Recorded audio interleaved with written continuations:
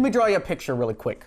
All right, this is a picture of my mom. I'm gonna draw a picture of my mom, okay? Here, come over here, let me show you this, all right? She's got 2 eyes, all right? She's got a nose. My mom has a very nice nose, actually. Good mouth and a nice little head, a little bit of hair, okay? Now, you like it? Has Alex lost it? This drawing looks like a pile of garbage. Well, in today's video, I want to talk about why you're wrong for thinking that. No, I'm going to talk about why it's wrong to judge the process of others, or at least why it's hard to judge the process of other people. I remember back in high school, there was this one kid who was a singer-songwriter. He wrote this song to a girl, posted it on his Facebook page, and the lyrics were like, "I want an ice cream cone so soft and smooth like your skin." You know, it's some super cringy lyrics. And I remember the kids back then, like, tore this guy apart, and I was one of them. As much as I could have been a bully, as a World of Warcraft playing nerd, I definitely was making fun of this kid for cringy lyrics. And I don't think he's writing songs anymore. And what I've learned is it's better to have people release stuff than it is to have them not release things. And by hating on these people, we might ruin something great. If that kid had kept writing songs, maybe he would have been John Mayer. Maybe he could have owned the ice cream cone idea and turned it into something better. It's just the execution that was off because he was early in the process. Just like this photo of my mom, which the more I look at, actually, this is a fucking masterpiece, dude. All of those cringy releases are part of the process. I know over time, we've made a lot of cartoons at Garblic that we've hidden from our YouTube channel because they're so bad. And I'm probably gonna unhide them. I know I've made a lot of memes on Instagram that are cringy looking back that I got hate for. I actually remember when I first started making YouTube videos, people made fun of my lisp. People made fun of my unenergetic delivery. I remember Tony Hinchcliffe, when I was on Kill Tony, said I was anti-charismatic.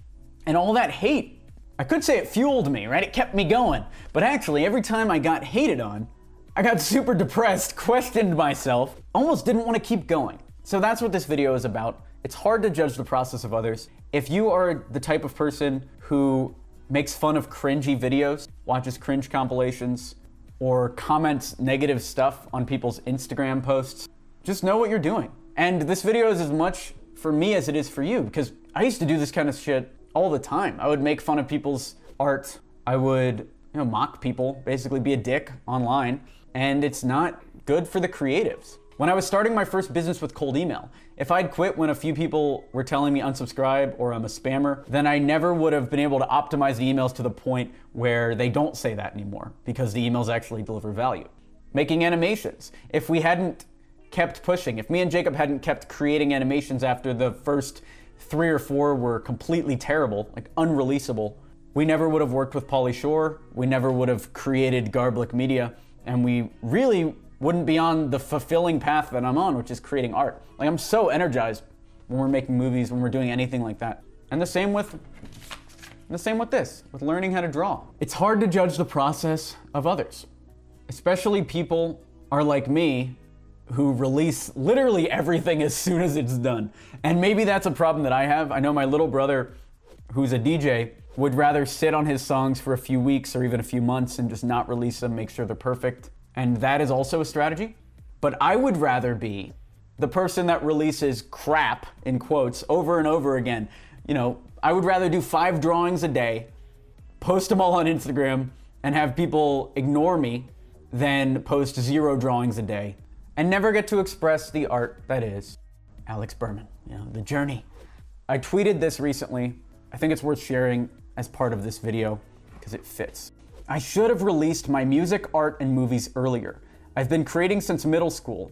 There's no downside to having even cringy videos public and tied to your name. It will force you to get better and makes you more interesting. And it's true, even if you have garbage out there, people will respect that. People will see that process, and it might take a win for them to start paying attention. So for instance, let's say you're cranking out songs every week and they're not the best because you're learning, but you're still posting. Let's say after a year of doing this, you get a song that's good. Suddenly, all of those songs you were releasing where your audience might have been ignoring you because it was so cringy and so bad, Now, all of a sudden, those songs become part of your success story, part of your process. So short term, everyone's cringing. Nobody wants to hear them. Long term, those could become your audience's favorite pieces by you. If you found this valuable, I'd love if you would share it with a friend, somebody else you think would resonate with this message. Give this video a like, give it a comment. Tell me, what are you working on right now? Are you working on anything that you're cringing at? I would love to see what you're working on as well. Art, music, YouTube videos, whatever you're doing. And subscribe for more content like this. I'm Alex Berman. Thanks for watching.